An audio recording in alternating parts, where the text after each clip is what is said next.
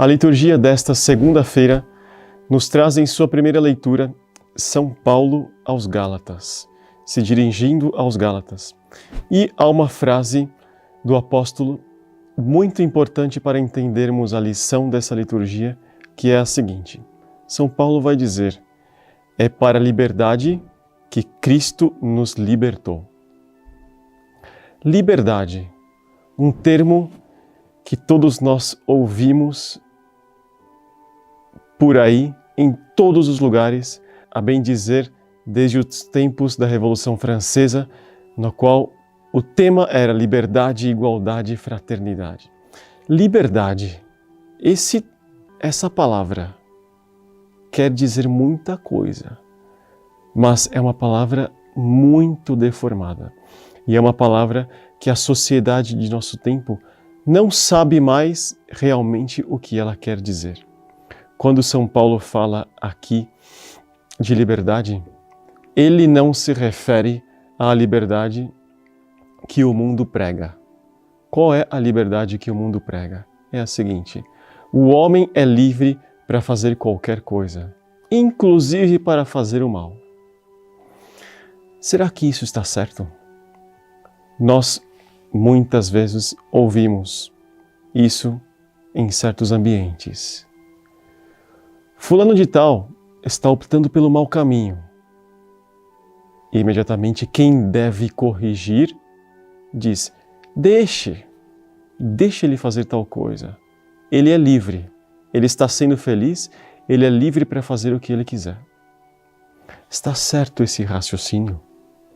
Uma pergunta que nós devemos fazer, especialmente aqueles que precisam orientar alguém, especialmente aqueles que são superiores de outros, como os pais, por exemplo, como aqueles que são chefes de outros, etc. Nós descobrimos o que é a verdadeira liberdade a partir do momento em que estudamos, por exemplo, a vida dos santos. Tomemos, por exemplo, uma santa da qual tanto falamos, Santa Teresinha do Menino Jesus. Ela dizia que o que ela tinha mais medo na vida dela era fazer a vontade própria, fazer a sua própria vontade. Meu Deus do céu, fazer a própria vontade. O que há de mais lícito para o homem do que fazer a própria vontade? Santa Teresinha não era livre? Era livre.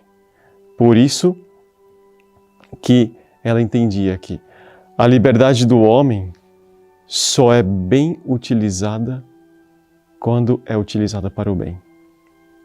Numa palavra, a verdadeira liberdade só é bem utilizada quando o homem é escravo de amor de Deus.